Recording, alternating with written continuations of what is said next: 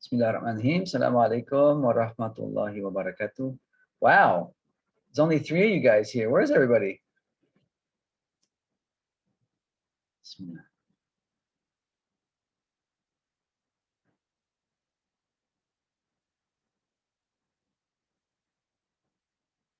Anybody there? Yes, Prof. Maybe Sorry. they are on the way. Oh, I apologize. I apologize for delaying the class last minute. My aircon in my my study room where I do my classes is broken. So the guy was here fixing it. He still couldn't It's fix okay, it. So I don't Prof. have aircon, so it's kind of a bit panas here. It's okay, Prof. So you'll have to deal with my edgy disposition today. Okay, here come some people.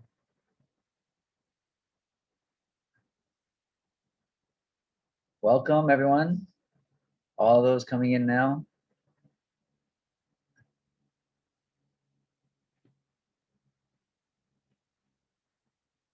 Let's see here.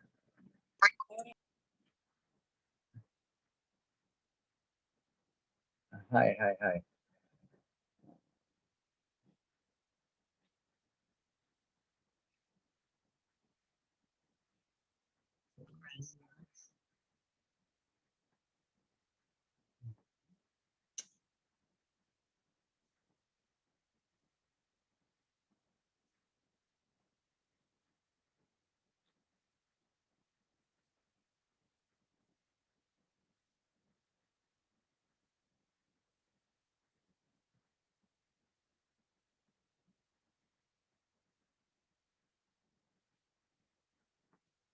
Okay.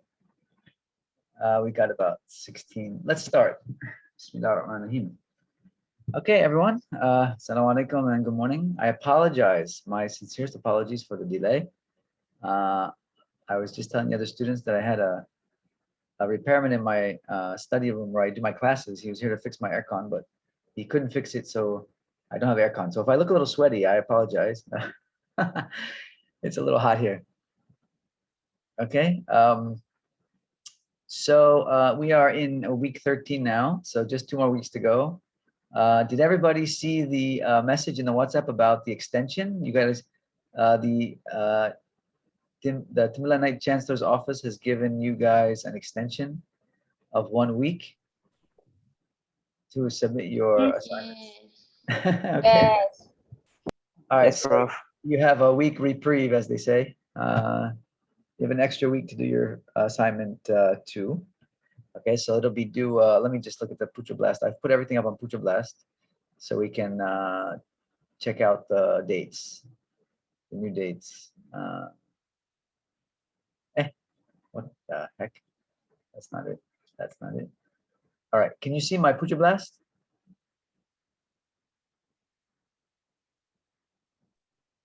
Yes, Prof. Yes, Prof. Okay, thanks. All right, so yeah, so deadline for assignment 2 is now July 8th. Okay, so you still got another 2 weeks to submit that one.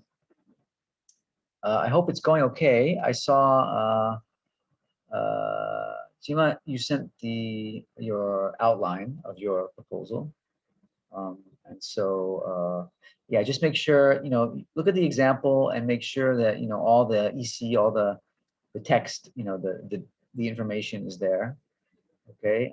You want to write it up in a sort of report format, not just bullet points. Okay. This is a proposal. So you need to explain what you plan to do. All right. So just make sure you do that. But otherwise, I think, inshallah, you guys should be okay. Are there any questions about the assignment? Anyone have any problems or questions that you need clarification on?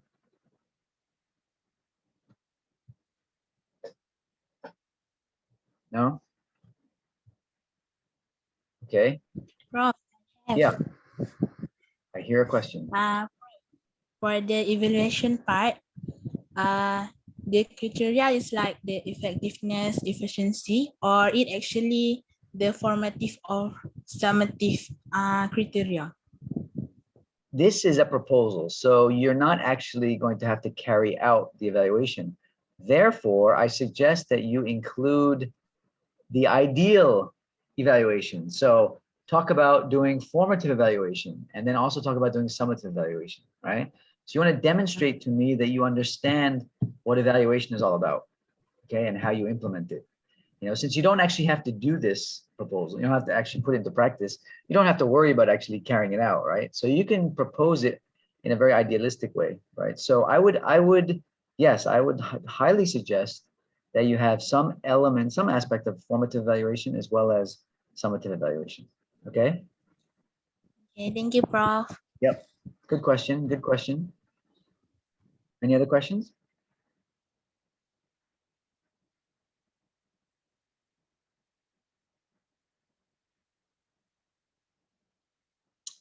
No, okay. I don't know how many of you have done it.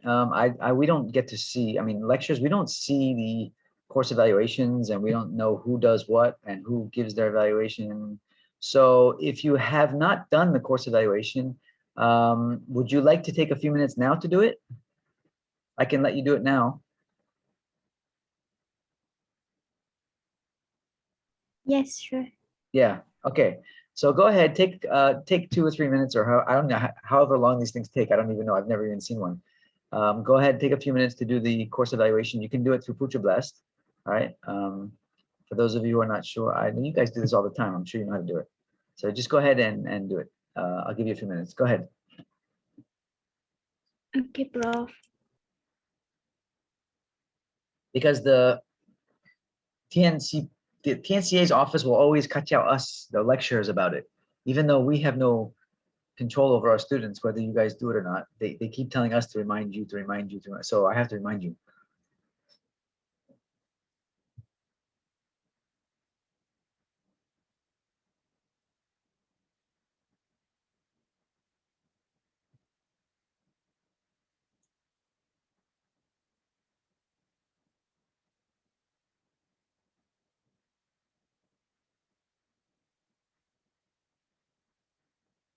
Okay, good question, Farhan. I apologize for not being clear about that. You know, if you whatever activities you plan to do in the program, I would give a little bit of a background on the activity. What is the activity and what's the rationale for the activity? How does the activity relate to the objective that you're trying to address in the program? Okay, because remember the program objectives and the activities should be lined up, right? So the activities you choose should relate to the objectives of the program. So just explain a little bit about that. You know, you don't have to go into great detail, but just a little bit of each activity, what the activity includes in terms of the specific, you know, what you're going to do, and then how it relates to the program objective. Okay. Um, timeline. Timeline. If you want to have a timeline, that's great. It's not that important to me, honestly, because this is more of a, it's a hypothetical program. It's not a real program. So but if you want to put a timeline, just a tentative timeline, that's good. Okay, but it's not really necessary. I'm more interested in the activities and how the activities relate to the objectives. Okay, so that's more important. But it's good to you definitely have to indicate how long the program plans to run. So for example, is it a 1-day, one-shot program? Is it going to be you know, an ongoing program that's going to be carried out over 3 months? You know, something like that. I mean, in terms of a basic timeline, you need that, but I wouldn't, you know, in terms of a specific timeline, it's not that important. Okay, so does that answer the question, Farhana?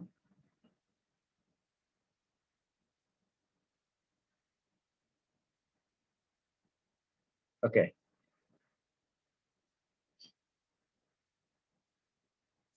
Yeah, feel free to ask any questions, any questions you have about the assignment.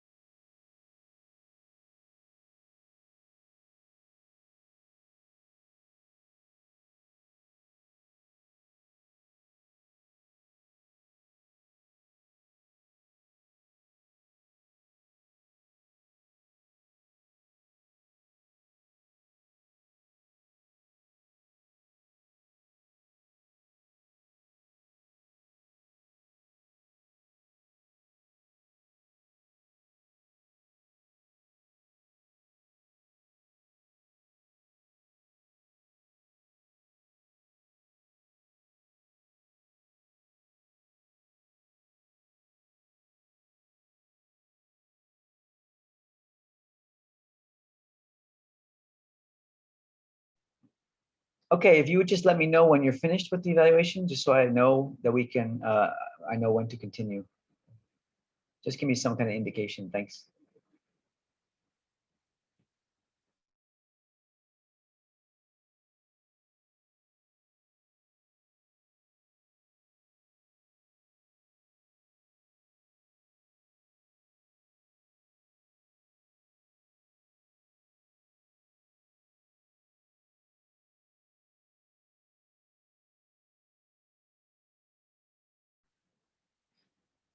Okay, thanks, Annie. Farhan, another good question. Search engine about the total population of the community. Information is outdated. Can I take this information? Yeah, you can. I'm just wondering if there's a way to get. You know what? You can, Farhan, you can use that data. I would just indicate in your write-up that this data is from 2009, 2010. And you may even put a little note there in parentheses saying that, you know, this is the most recent data that was available. Okay, so just to let me know, I mean, just to remind me really, that this was the most recent data you could find. Okay. Yeah, I understand there are going to be constraints now, especially in the middle of a lockdown, MCO, in terms of getting access to data. Yeah, that's why I mentioned if you have some kind of personal connection with the community that you want to study, you can always talk to people in the community. You know, that's that kind of first hand, you know, data from people that are actually in the community is the best. You know, so if you can even do that through email, or if you can do that through, even through WhatsApp, you know, have a discussion through WhatsApp or record a discussion with them or something. You know, that's really the best when you want to do a program. When you do want to do a plan for a program, that way you get that kind of first-hand data. So, but anyway, you can do your best. If you can't do that, then getting data from the internet is the next best thing, I guess.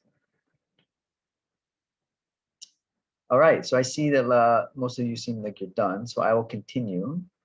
Okay, so next topic on the agenda for today is your final exam.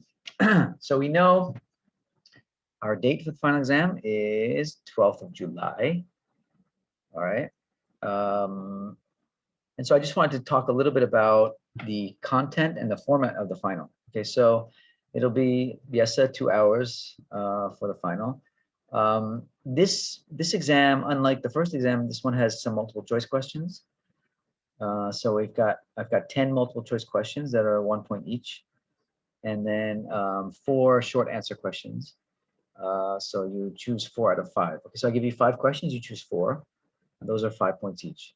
Okay, so for the short answer, you know, they don't have to be very long answers. You can even do bullet points or whatever, because you know you only have 2 hours. So you figure about 1 hour for the multiple choice part, 1 hour for the short answer part, and then you have 4 questions. So that's about 15 minutes per question. So, you know, I don't expect, you know, essays, long essay answers, but just, you know, short answers that get right to the point and answer the questions.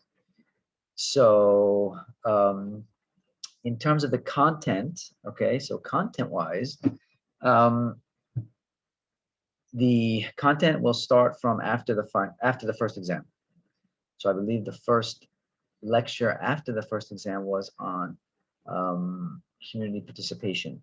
Okay, so community participation, attributes of community development workers, a lot on program implementation, right? Community CD program implementation, we had like 3 or 4 lectures on that. Okay, so I'm going to warn you now. I'm going to give you fair warning now. There's quite a lot of questions about the program implementation part. Okay, that's because you guys are HRD students. So in terms of community development, it's the non-formal educational part of it that you guys need to really place emphasis on, because you're HRD students. Okay, so there's going to be quite a few questions from on that. So writing good objectives, you know, situational analysis, how to do good evaluation. Okay, so there's going to be quite a few questions on the exam from from that on that topic. Okay, so please prepare for that. And then today's lecture, we'll have a lecture today on globalization, and then next week will be the final lecture on CSR, corporate social responsibility. Okay, so there may be 1 or 2 questions from each of these lectures. Okay, there's some on community participation a little bit, on attributes of community development workers.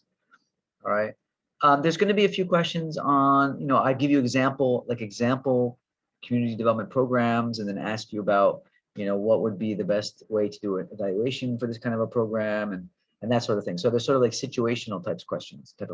Okay, so that way you need to really understand, especially on the program implementation part. What is a situational analysis? Why do we do situational analysis, right? What is it for? Stuff like that. Okay, so if you really focus on those parts, inshallah, you should be okay. Let me just,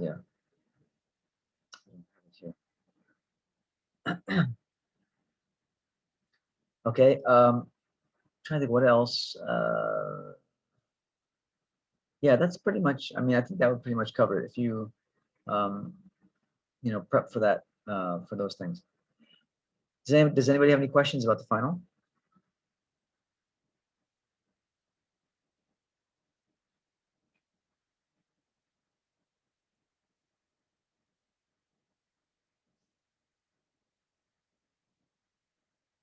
So it'll be like the first one, it'll be through Google Form. So we'll do it pretty much the same way we did the first time. All right. I think what else?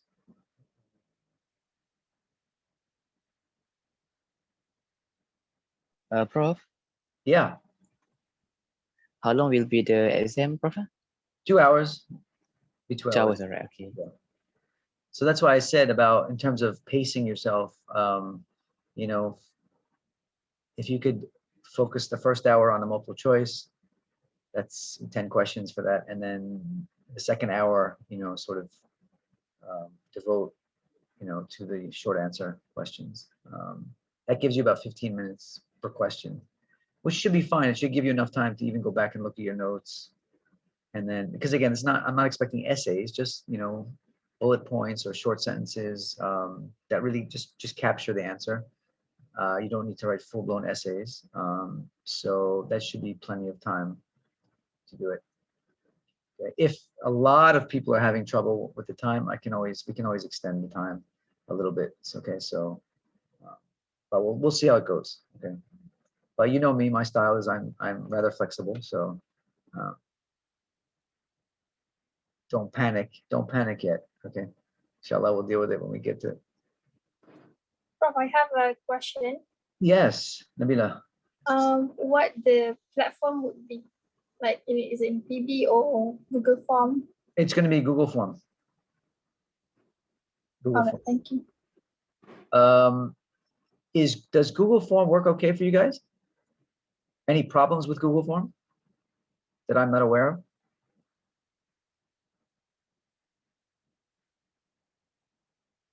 I assume Google Form is easier than Puja Blast. A lot of students complain about Puja Blast. Some have access issues and so forth.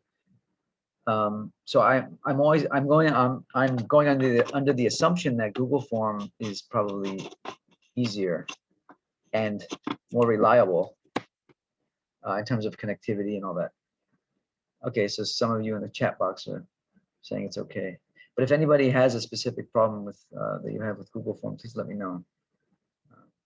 All these things, we're always learning new things about them every day. Because this is what our third semester online, and so a lot of this is just trial and error. So we're just going by what we think works. So students, you guys need to give us feedback so that we know. If we don't get feedback from you guys, we don't know what works and what doesn't work. And so feel free to let us know. Okay, but if unless there's any other problems, I'll stick with Google Form.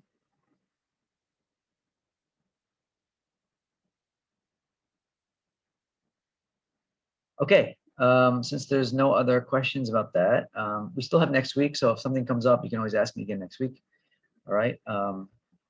Now, to help us prepare for the final, we're going to have a quick, very short, just 5 questions, a quick practice quiz. All right, so can you all get out your handphones? I was just going to use the direct link for this Mentimeter quiz, but I think I'll just do it. I'll just share screen and then you can put in the code because I want to be able to show the results. So I wasn't sure exactly how to do that. So I'm going to just share the Mentimeter screen and we're going to have a practice test. Sorry, practice quiz. Okay, so whenever you are ready, you can go ahead and put in the code and we can take this practice test. Okay, just 5 questions. So this will give you some a little bit of an idea rather as to how prepared you are for the final. All right. So whenever you're ready, you can go ahead and start.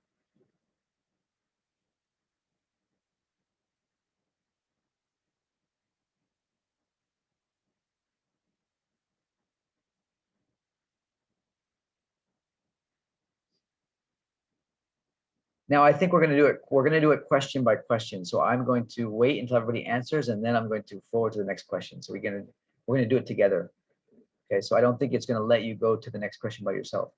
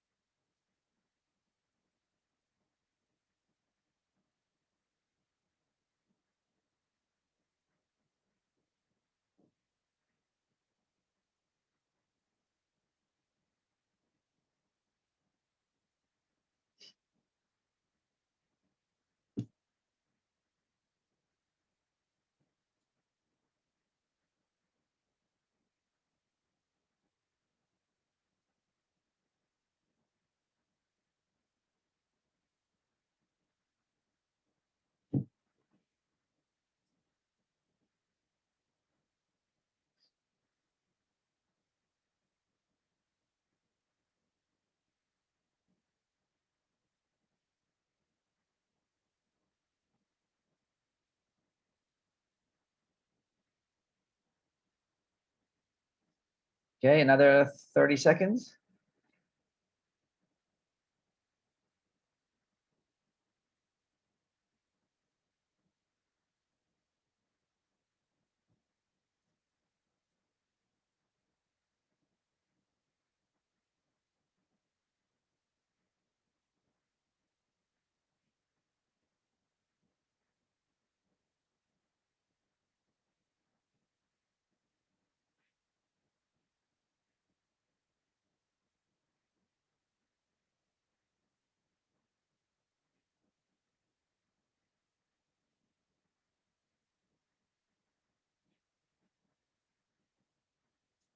Okay.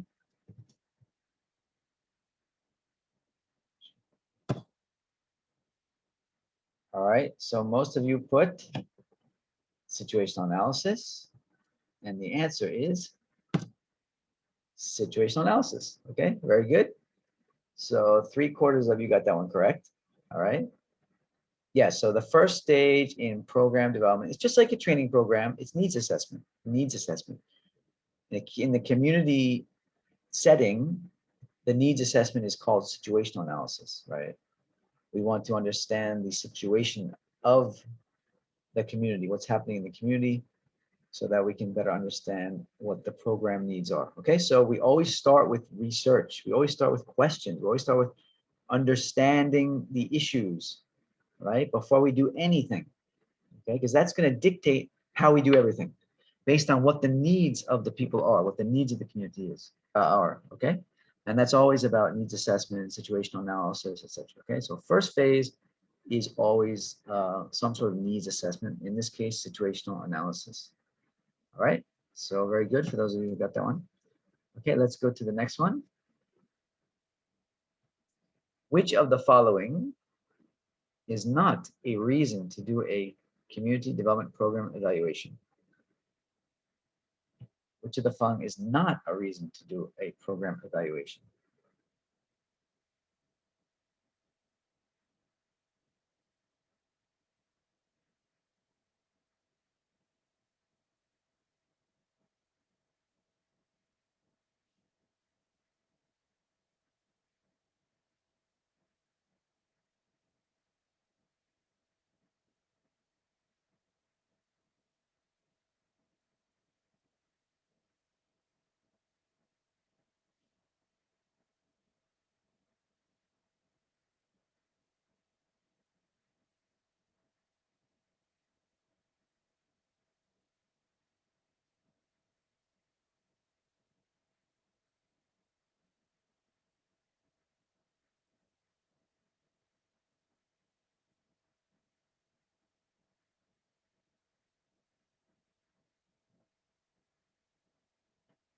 Oh, by the way, the final exam will be in both Bahasa and English, okay? So both languages will be there.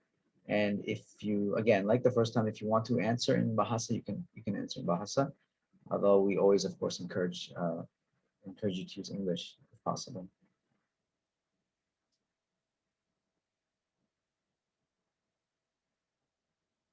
Okay, 10 more seconds. Final answers, please.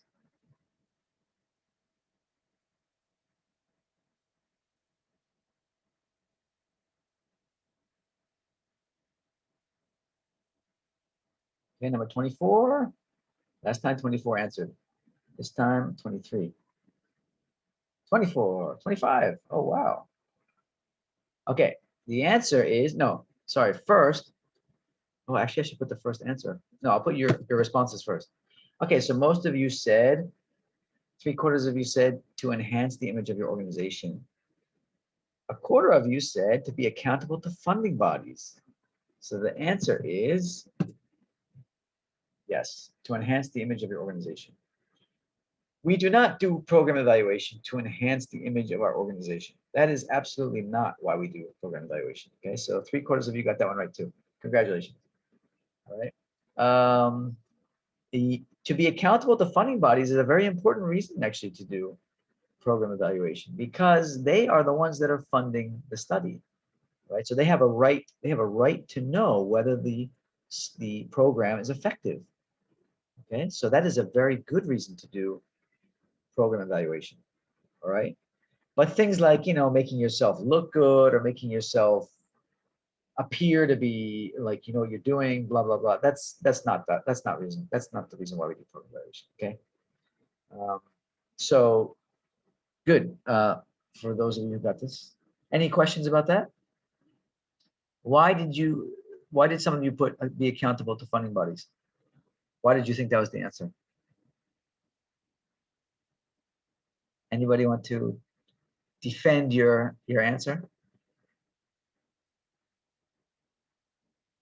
Come on. Nobody? Ah,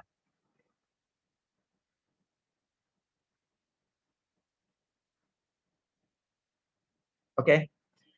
Anyway, moving on. So far we got about 75% for each question. Correct? That's pretty good. Okay, next. Okay, which of the following is the least important skill for a community development worker to have? The least important skill.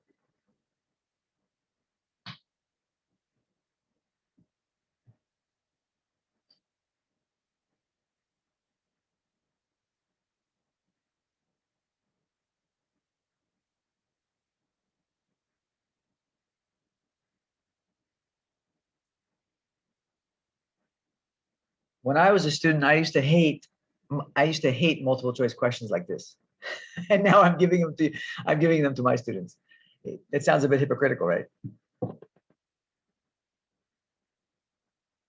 Don't worry, this question will not be on the exam. This is actually a difficult question. This is a difficult question.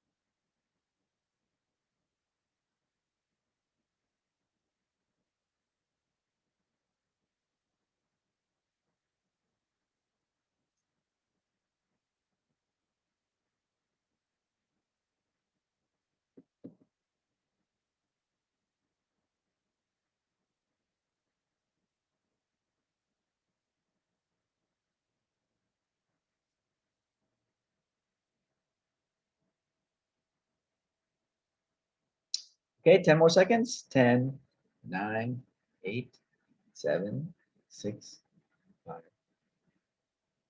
Okay, last few answers. Got 23. Can I get a few more? 25, 26? No? Prefer not to answer.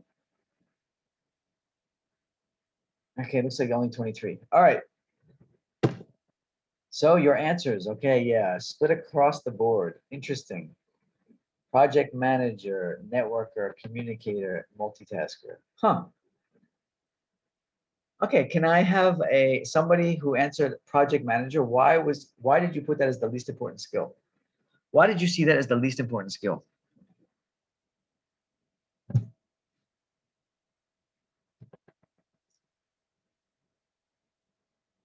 Anybody want to answer? This is not a clear cut. This is actually a really bad test question. This is not on the test, don't worry. But I asked it just to see sort of how you would respond. So who would like this? Who would like to explain your answer? Why project manager? Anyone? Prof, Yeah. can you hear me? Okay. As for me, I pick networker as the least important skill. Okay. Why?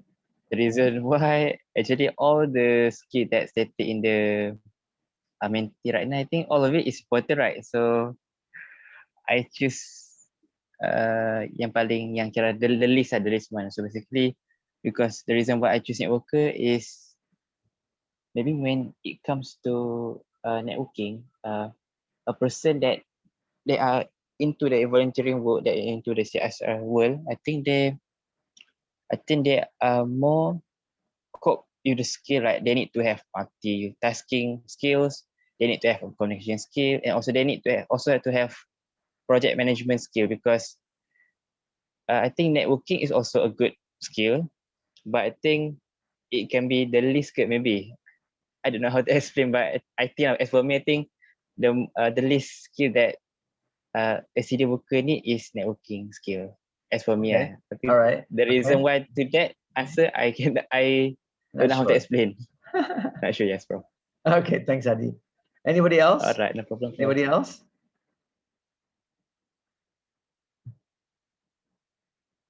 Who else would like to share your rash? Prof. Yeah. Okay. Okay. Actually, my answer is same with Hadi. Networker as the least important skill, because actually I think these skills is seems like important skill, but since the question asks which one is the least important skill, so I choose networker, because I think CD worker they must have a good communication skills. So if they have good communication skills, then they can build the networking among them. Oh. Yeah. Okay. Yeah, that is Yeah. okay. Excuse me. Thanks, Jesse. Yeah, that's interesting. That's an interesting rationale. And I didn't think of that actually when I made the question. I wasn't thinking in terms of the relationship between those. But you're right. I think to some degree, you're definitely right. Those are very much interrelated skills. Although I think they are different. They are definitely different, but they're related somehow to some degree. So I think that, yeah, that's a good rationale. Okay. So let me just okay, sorry. So I actually put multitasking. Where's the, oh, it's not coming up. Why isn't it coming up? It's probably good that it's not coming up, because I'm not convinced of my own answer here, to be honest. And don't worry, this is not on the final. The reason I put multitasking is because, yes, it's true that community development workers do have to multitask. That's why I worded the question as the least important skill. It is still an important skill, but against the skills of communicating, networking, and project management, I would say it's probably the least of those four. Okay, only because those other three are essential skills for a community development worker. Now you can be, maybe you're not the best multitasker. You know, you've got some multitasking ability, but maybe you like to, you're the kind of likes to concentrate on one task at a time. You can still be a good CD worker, because you can still be a very good communicator. You can still be a good networker. You can be a good project manager. You can be a very committed worker in the community, and you can have great relationships with the community and so forth. So it is also an important skill, but I saw it as a less important than the other three. Okay, communication is vital. You have, in community development work, you've got to really be a good communicator, because the work is about interacting with community, right? It's about working through problems and issues which require a lot of communication, meetings, discussions, programs of different types, all require a lot of communication, right? So, and community means different people working together, which involves communication, right? And also there's a lot of conflict that occurs in community development work. People have differences of opinion, there's different stakeholders with different interests, so to be able to manage that, you've got to be a good communicator, right? Networking only because, again, community development work is about working with different parties, multiple stakeholders, right? So you have to be a good networker. If you don't have those networks, it's really hard to do community work, because it's all about networks. Communities are comprised of different networks of people, and you've got to be able to have interactions with those different groups of people. And then, of course, because community development work, most of it is project-based, you've got to know how to manage projects. If you can't do that, it's going to be very hard for you to be an effective worker, because, most of the work, not all of it. I mean, sometimes it's like political advocacy, sometimes it's just, working with community people to work through problems through series of meetings and stuff like that. But there are a lot of projects and programs involved as well, right? So if you can't manage those things, you're not going to be a very effective worker. So yes, multitasking is an important skill, but in terms of the other three, it's probably a little bit less important. Okay, but don't worry, this question is not on the exam, but it's a good question. It's good for us to think about in terms of how we prioritize the different skills of community development work. Okay, so I just kind of put it out there just to see how you guys would answer it. All right, number 4. Ready? An indicator of a successful program on COVID-19 awareness might include all of the following, except percentage increase in knowledge about COVID-19 obtained, less people in the community interacting in close proximity to one another, more people in the community wearing face masks, an increase in the number of community events. Which is an indicator, which one is not an indicator of a successful program on COVID-19 awareness?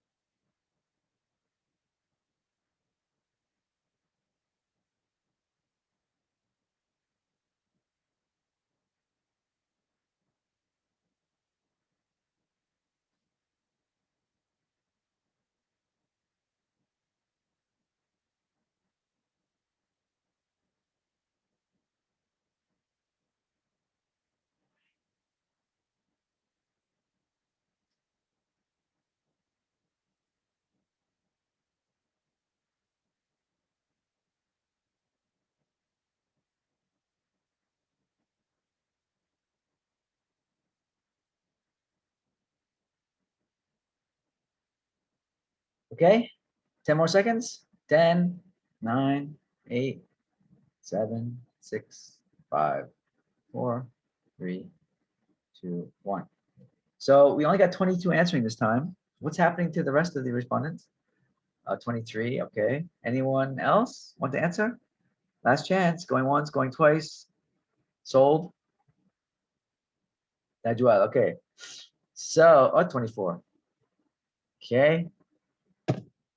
All right, so 71% of you put increase in the number of community events, and the right answer is yes, increase number of community events. A successful program, an indicator of a successful program, right? So increase in knowledge about COVID-19 obtained. Yes, that would be an indicator of a successful program. That shows that people are more aware, right? They've acquired more knowledge about COVID-19.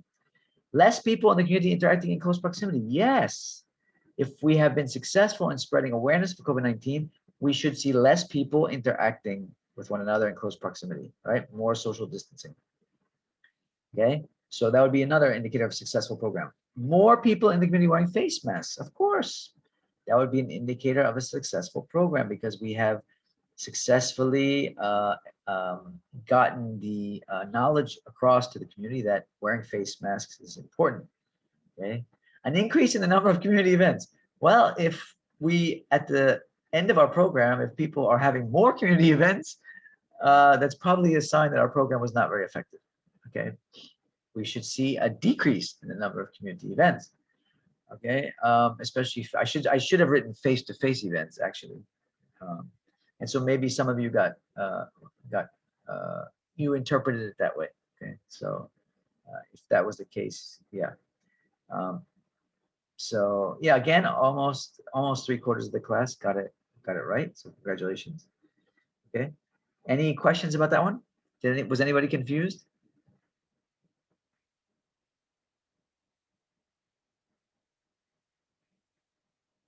So remember, indicators of successful programs should be, whenever possible, measurable, right, in some way.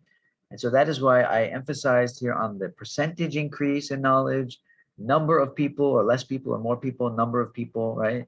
Those are all measurable, okay? So make sure when you do your program objectives that there is that element of measurability, all right? So that at the end, it's easier to evaluate the program, okay?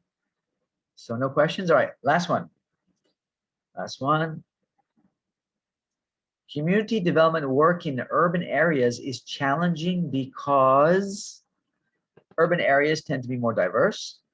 Urban residents tend to lack trust in outsiders. Urban residents are busy. The problems in urban areas are complex.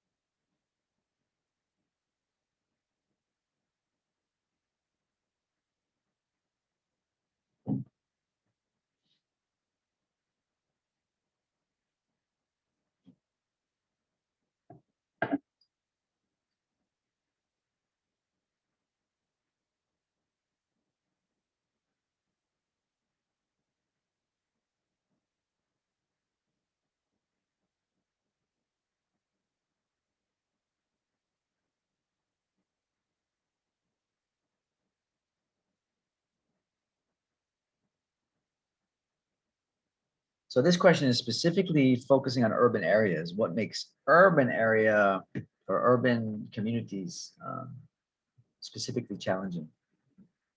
From our lecture on this topic. Okay, 10 more seconds. We've always got 23 off the bat, and then there's always a few more that come late. All right, there's 24. Anyone else? Going once, going twice, going 3 times. Okay, so most of you put, oh, wow, look at that. It's pretty even across the board. But the majority, and there's 25. So the majority put, or a close majority put urban residents are busy. Okay, let's see if the answer is yes. Now, that's another tough question. I admit that's another tough question. So let's look at this a little bit more closely. So yes, one of the reasons why urban areas particularly are challenging because urban areas tend to be more diverse. Okay, so you've got, remember from the lecture, we talked about the different types of diversity of urban areas.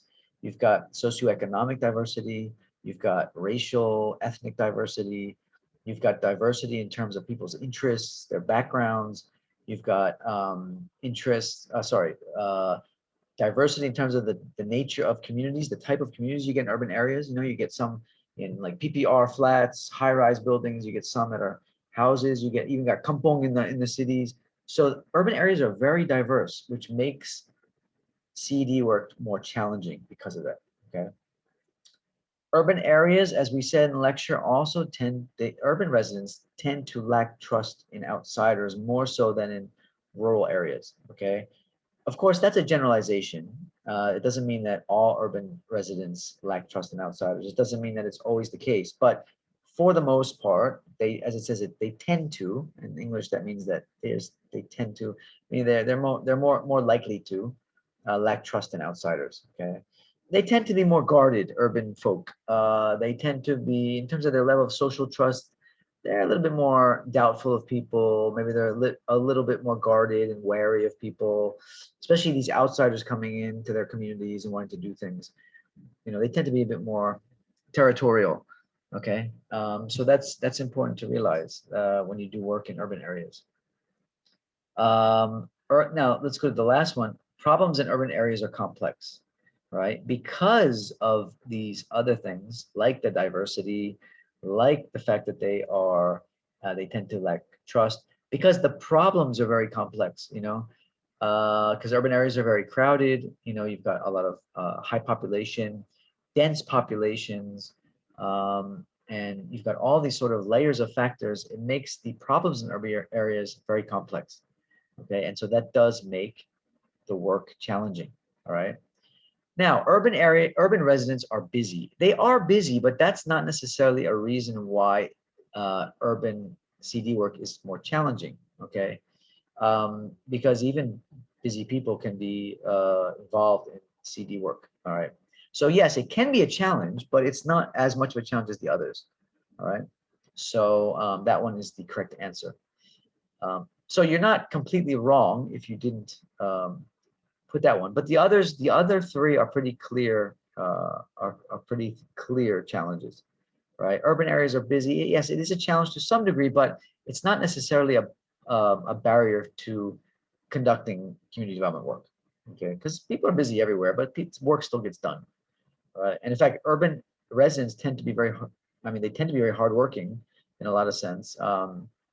Of course, it depends on which group of residents you're talking about, because their lives are usually busier. Right? Urban residents, they tend to live busier lives, you know, so they tend to be busy anyway. So it's not always as much of a barrier as the others. Okay. Any questions about that? Anybody have anything you want to comment on in terms of the answers? Okay, so that's it for the practice exam. So a couple of those were challenging, like this question and the second question were quite tricky. All right. I admit they were a bit harder in that sense. I think the other three were more straightforward. Okay, so so when you go back to do your studying, pay attention to the reasons given in the lectures. Okay, and try to focus on those. Okay, so no questions. Everyone's okay. No question, Prof. Okay. All right. Let's see. Oh, sorry, the chat. I didn't check the chat here. Sorry, let me check the chat. All right, sorry. So I'm just looking at the chat now. So Farhana, you said the question is confusing. Farhana, which question was confusing? I'm sorry, I missed your chat. I missed your comment earlier. Which one did you find? The second one, Prof. Oh, the second one, yeah. Yeah, as I said, that kind of a question I will not put on the exam, don't worry, because those are too similar. But it is, I think it's the right answer, as I explained, but it is a bit of a hard question because all four of those skills are important. Seema, I choose project manager because not everyone can be or have skills as a project manager, but they still can participate. Yeah, that's a good argument. Seema, that's a good argument about project manager. And not everybody, you're right, not everybody that's now here, this is not about participating in the CD program. This is about being a CD worker, which means that you're involved in the carrying out or the running of the CD program. You may not be the project manager, but you're definitely part of the part of the project team. Okay, so project management skills, you need to have some project management skills. You don't necessarily have to be the head project manager, okay? But in terms of project management skills, they are vital to have, okay? So that's important to realize. Let's see, Shazvina said, I choose project manager as this because even though that person doesn't have this skill, but the senior practitioner can learn on how to conduct a project based on the experience he got from the participation. Okay, that's a good, yeah. I mean, that's a good rationale also. Yeah, you can learn it through experience. Okay, that's true, right? All right, so that's a good rationale. Okay, good. Well, I'm glad that you're thinking about your answers and you're justifying your answers. This is actually one of the things I don't like about multiple choice questions. I try to avoid giving them, but I think for a final exam I have to give at least some. Okay, but they're only 1 point each on the final. Okay, so 20 of the 30 points in the final is the short answers. Okay, because I feel like in a short answer you have more freedom to give your justification for why you see it that way, right? Which I think is a fair way to evaluate, rather than just a multiple choice where there's only one correct answer. So but I do give some, and yeah, there are drawbacks to multiple choice. Okay, so I acknowledge that. All right, well, thank you for your feedback. Thank you for your feedback. Let's why don't we take a break before we start the lecture for today? Okay, so just take a few minutes, 10 minutes. I need to cool off a little bit. It's a little bit hot here, so all right. So see you guys back in 10 minutes. Syukran, Prof. All right. All right, thanks.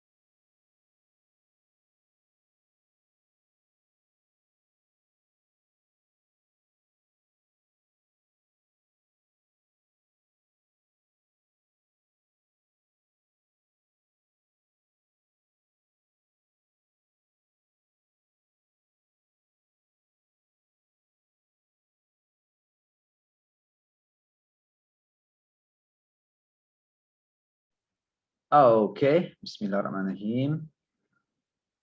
So I'm in a cooler place now.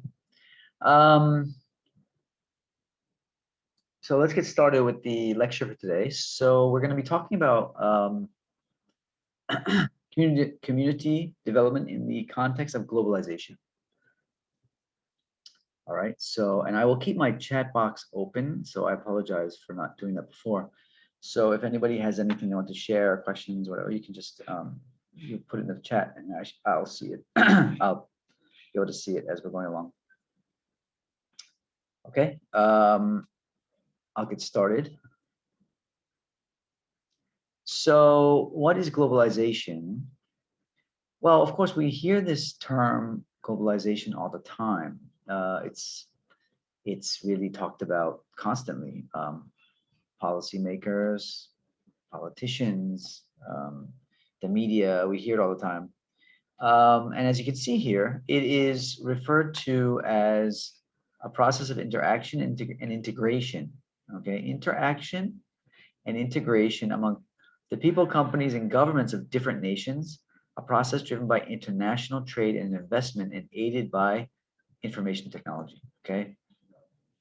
So there's some key words here that are very important to understanding what globalization is. Interaction and integration among people, companies, and governments. All right, so we have different people of different nations coming together, interacting, integrating, working together. And it's a process that's driven by international trade and investment. All right, so it's essentially, ultimately, it's driven by economics. Okay, globalization is driven by trade. It's driven by the free, the transfer of goods and services across boundaries and borders. All right, and of course, it's aided by technology. Right, so technology makes it a lot easier, and it makes it a lot faster, and it makes it a lot more efficient. But ultimately, it is an economic. First and foremost, it's an economic process. Okay, so it's driven by economics. So it's really important to understand that globalization is driven by trade and economics. So as you can see here, the sort of evolution of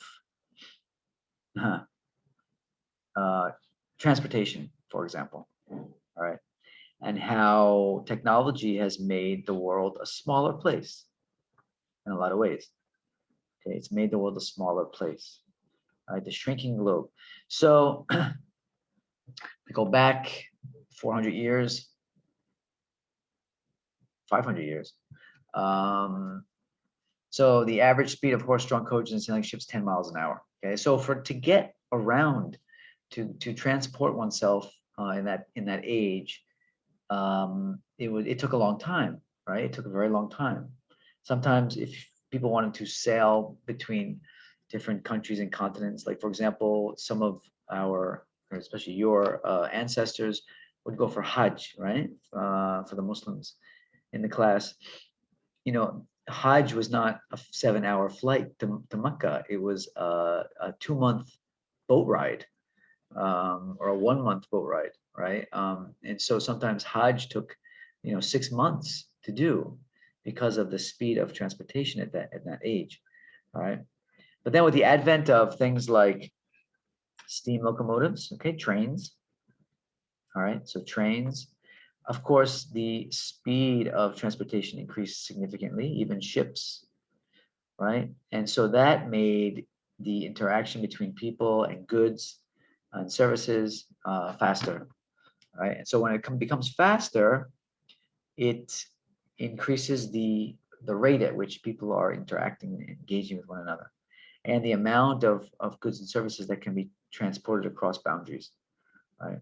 And then finally, in the 1950s, we have the airplane, which really changed the world in terms of transportation, right? And then, of course, with the increase in technology of jet aircraft, okay, the jet engine and so forth, now, of course,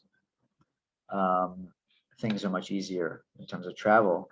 And, you know, I mean, if you look, I mean, the pandemic, or the situation we're in with the pandemic is a good example of how fast goods and services can be transported across the globe, right? You know, if any of you are doing any online shopping, you'll know that, you know, going on Lazada or Shopee or whatever, you can get products from other parts of the world in a matter of days, right? Now, this is not globalization per se, but this is one of the things that has aided globalization, that has made globalization possible, is the shrinking globe, or the speed at which people and products can move between countries and continents.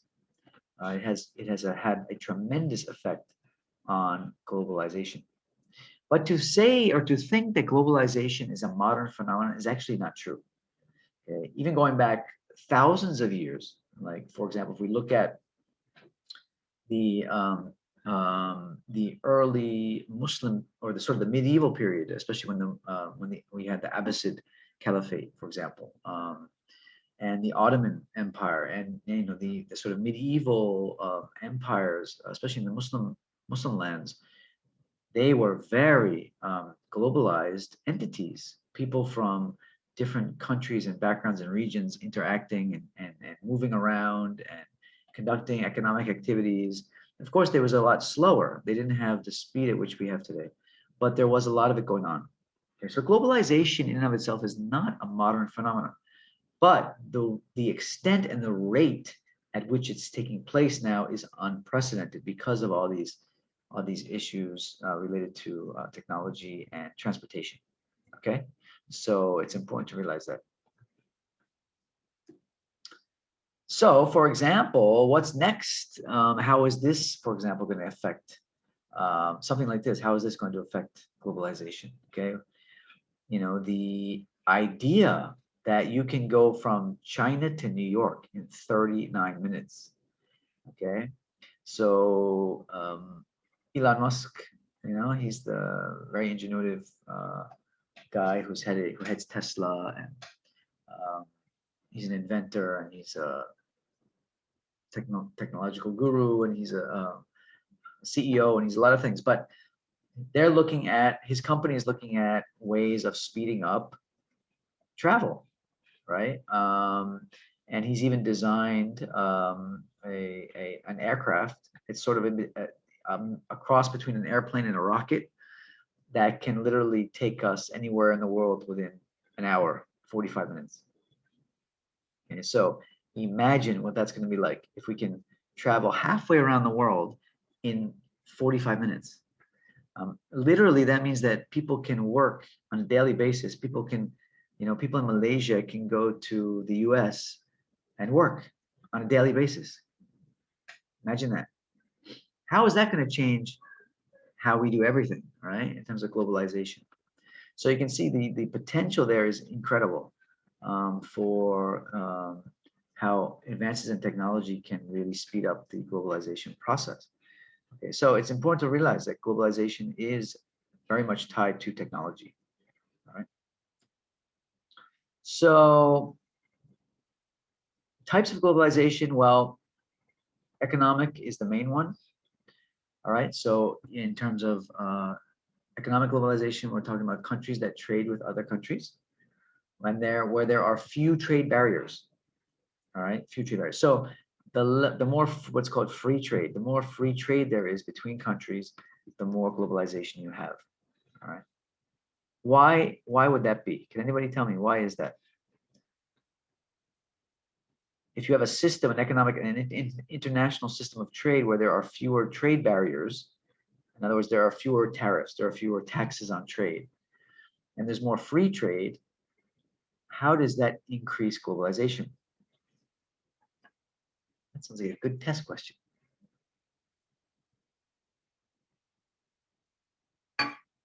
Anybody tell me?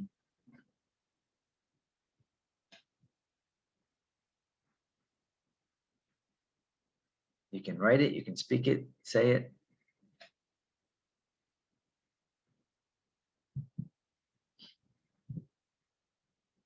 Nobody knows? No one has an idea? So for example, let's pretend you guys are doing business on Instagram. So you have your own little business on Instagram, right? And you're selling some kind of very uniquely Malaysian product. Okay. But this product that you're selling is of great interest to people in Europe. Europeans love this product that you're making. They want to buy this product. Okay. So if there are trade barriers, in other words, if there's trade barriers, in other words, you can't sell to people in Europe, how is that going to affect your ability to sell your product?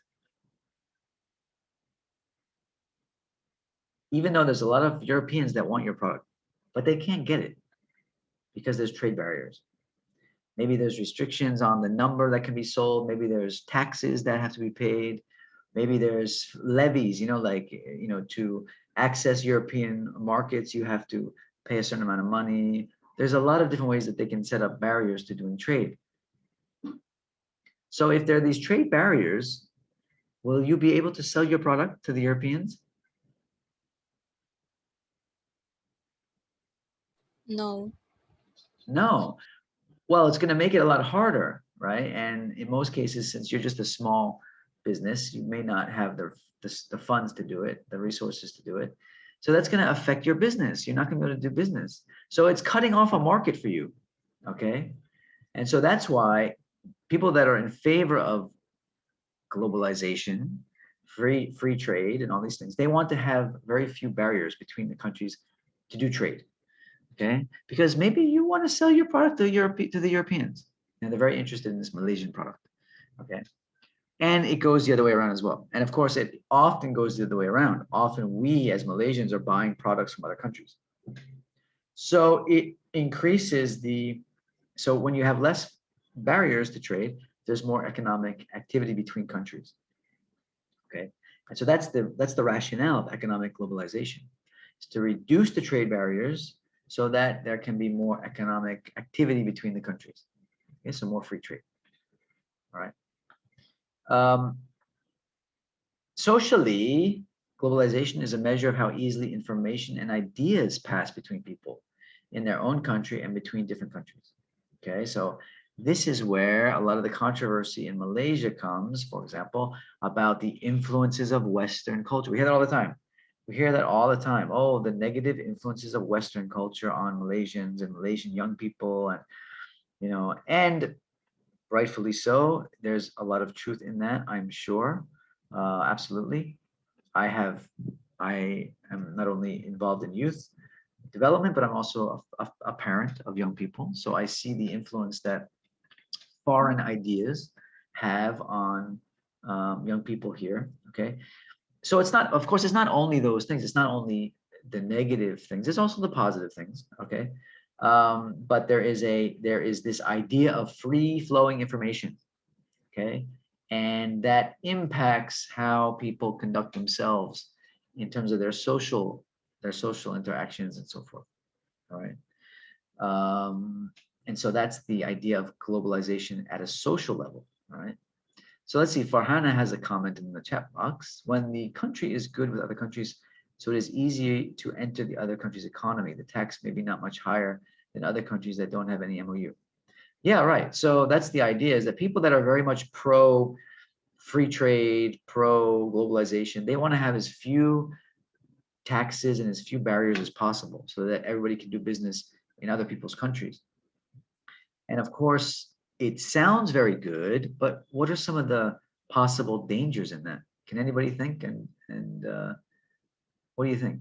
What might be some of the dangers in that, in having this totally free trade?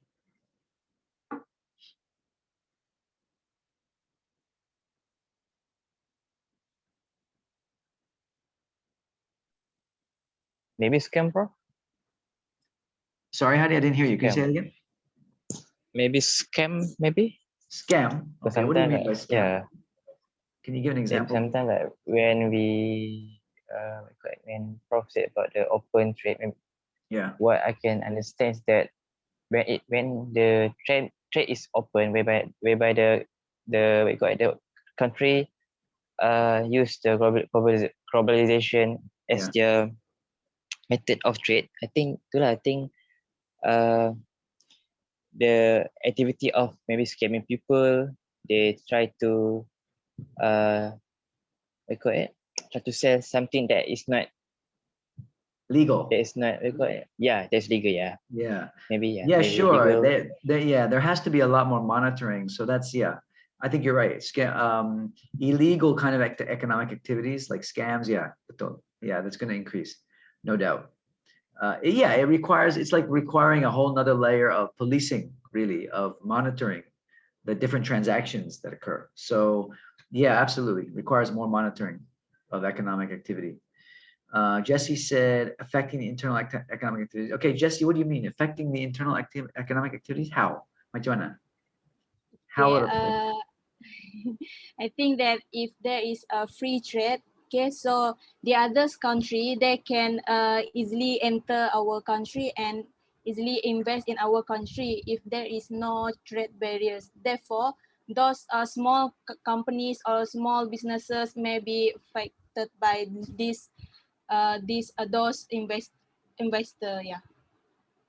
Yeah, absolutely. This is one of the big controversies of free trade.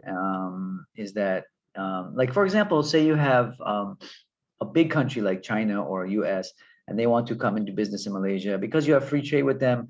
Yes, Malaysians, you can go and sell your products there, but you're a much smaller country. China and the US, they have this massive economy behind them. They have these huge companies, and they're going to come in here, and then they're going to compete with all the local small businesses. And we see this every day. Like, you know, Tesco goes up in your neighborhood, and suddenly all the Kedai Rancit go out of business because they cannot compete with Tesco. They cannot offer the same number of goods, the same variety of goods. You know, maybe their products are more expensive because they have smaller economies of scale. So it's very hard for them to compete. So yes, it affects the internal domestic economy. Absolutely. This is one of the criticisms of globalization, okay, economic globalization. So yeah, that's a good point. Nabila, you said fluctuation. Nabila, can you explain what you mean by fluctuation?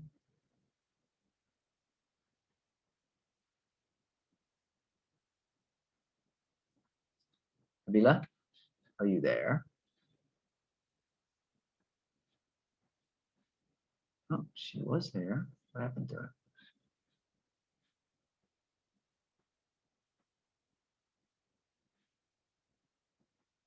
Okay, I think she stepped out for a second.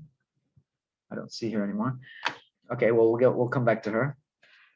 Farhana said local business need to compete with other external businesses. Yeah, exactly. Yeah, exactly. It means more competition, right? And of course, a lot of business people think that's good because competition forces people to reduce prices. It forces them to sell things cheaper. It forces them to produce better products, better quality products. It forces them to, be more creative and more ingenuitive, come up with new ideas so that they can sell their products as opposed to others. So there are some positive aspects of competition for sure. Competition brings out the best in people, right? So if you know you're competing with somebody, you have to do better. So you're gonna have to, you have to strive to do better. You have to come up with a better product, with a more unique product or something. So there's that too. There's that element too. So there's pros and cons, but there are threats, and a lot of these threats have to do with the fact that big companies coming from outside the country will definitely have an effect on the smaller local businesses. All right. So that we know that for sure. That's a fact because we know from experience, from data from all over the world, that it happens. Okay. So that's the economic part. So the social part about easily flowing information and ideas is another concern, right? Because now, for example, you young people can go on the internet and get access to information from so many different countries, from the US and wherever. And these ideas might begin to influence you. They might affect how you see the world.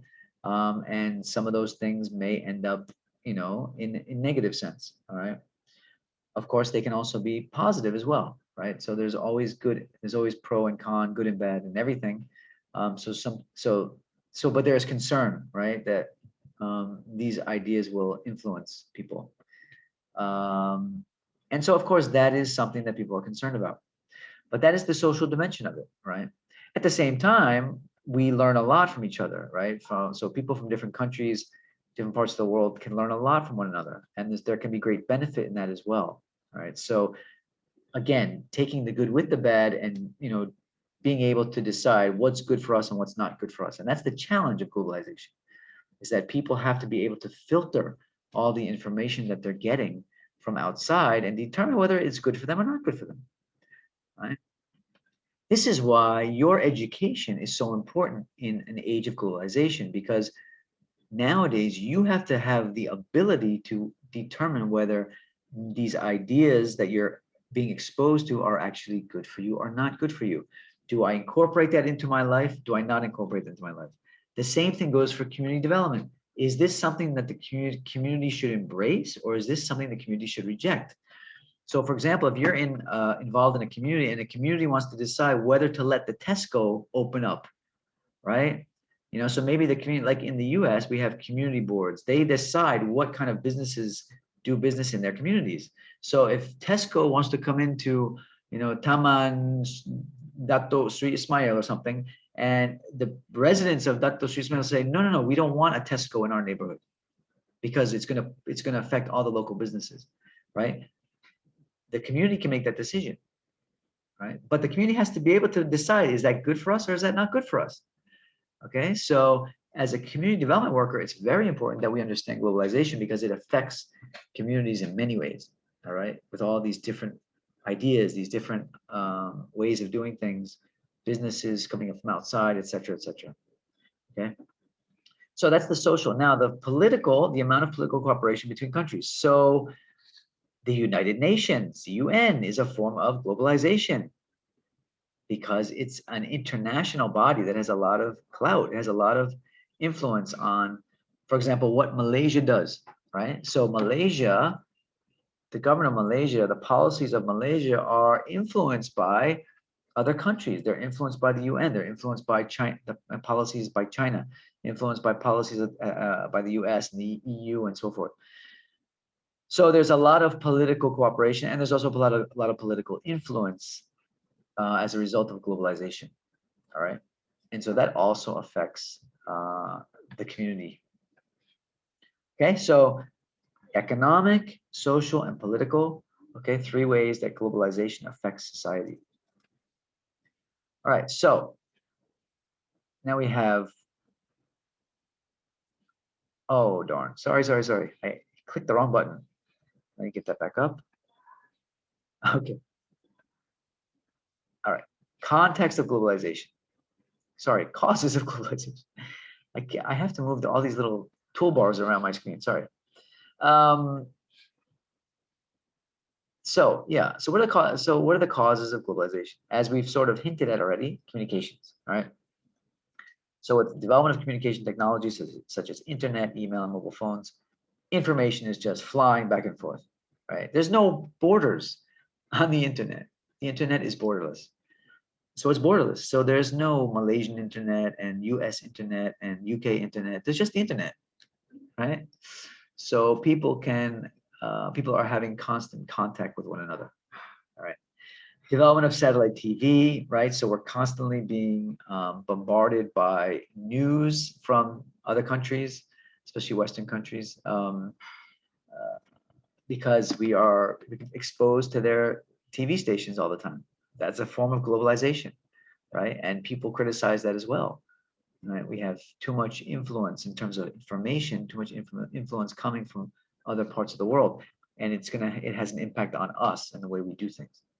Okay, so this is one of the biggest causes of globalization in terms of social globalization, right? In terms of the social impact of globalization. Of course, it does also impact the economic side of it as well, because you have things like, for example, Disney has their new streaming channel, right? It's a pay subscription streaming channel. They have, but if you look at Disney and even Netflix, if you look at the shows that they offer there, you'll see that there are also local Malaysian shows on there, right? So Malaysian TV companies or these entertainment providers are doing business with Disney to show their local programs through the Disney streaming service. Okay, so that's an economic opportunity for the local TV producers and the entertainment producers, all right, who are working with Disney. All right, so it's very interesting. So you see a lot of this, and this is part of globalization. So these big international communications companies like Disney, Netflix, CNN, all these things, they are actually working with local companies together. Okay, so they're creating economic opportunities for the local companies. Right, so it's very strange. An outside company is making economic opportunities for the local companies. Right, that's globalization. So that's the way it works. All right, you get a lot of this kind of these arrangements. All right, so one is increased communication. So you can see here, this is a very interesting diagram.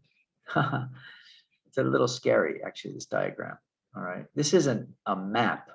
It's like a network map of all the major communications companies in the US. Okay, now I want to show you something very interesting. Well, let's see if you can see it. All right, can you see what is this map showing essentially? Okay, even though I know you're probably not familiar with a lot of these companies because they're US based, but it's okay. You don't have to be familiar with the companies. The map itself, can you see what are they showing here? What are they emphasizing here?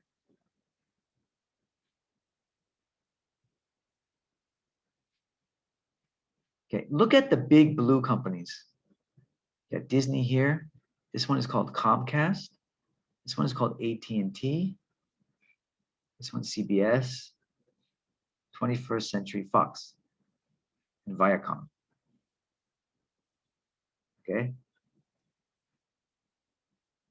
There's 5 big companies here. Look at how much of the industry these 5 companies actually own. Okay. All of these are smaller companies, what we call subsidiaries. Okay, all these white ones here. Okay. They're essentially all owned by these big blue ones. All right. So what it's showing is that in the US, the communications industry is very, very centralized.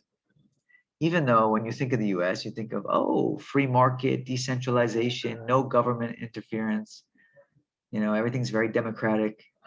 Actually, when it comes to economics and business, it's not at all. It's not at all. In fact, it's very concentrated. Yeah, thank you, Farhana. Yeah, exactly. They're all owned by the same big companies. So you see here, Disney owns all these companies. Lucasfilm, Touchstone, Pixar, ABC Studios, Marvel, ESPN, which is a sports station. ESPN they show sports on ESPN. It's owned by Disney. Okay. Blue Sky, I don't even know what Blue Sky is. All these companies, all owned by Disney. All right. So they're basically all working under the same company. 21st Century Fox. Maybe you've heard of Fox, right? Fox shows movies and stuff like that. But they also own a lot of these other stations. They own Nat Geo, Fox Business, FX, Blue Sky, 20th Century Fox, Fox News. This is all this company. AT&T is the biggest, $190 billion in revenue. That is a huge company. I think that's more than the entire GDP of Malaysia, actually, because that's about 700, that's over almost 800 billion ringgit. And that's close to the GDP of Malaysia. This one company, AT&T, they own, look at what they own, DC Comics, Mad Magazine, Turner Sports, Direct TV, CNN. Oh, CNN. Look, CNN is actually owned by AT&T. Did you guys know that? No, we don't know that. We don't realize that. Okay, so you can see here, this is the example of the US, but this is pretty true in a lot of Western countries, in Europe as well. There's great concentrations of corporate ownership. Okay, so this is the communications and entertainment industry. If I did the same thing for the food industry, you know, if I did the same thing for pharmaceutical industry and other big industries, you'll see the same thing. high concentrations of ownership among big corporations. Okay, just these five are the biggest corporations, and they own most of the entertainment industry. All right. So it's very see globalization is not always does not always result in a more democratic economic way of sort of doing things. What it does is it favors a lot of these big corporations because they have the power and the wealth to penetrate markets all over the world, and because of their wealth, they can really take over a lot of the industries. Okay, that is why there are people like Tun Mahathir, who's very much he's very leery. He's not a huge fan of unbridled free trade and globalization. If you look at his past policies and his speeches and so forth, he's very critical of globalization for this reason. Okay, because it's not really free trade. It really favors a lot of these big corporations. Okay, so that's, you really have to understand that. We have to understand that. Okay. Any questions about that? Is that clear? Do people understand that? I hope.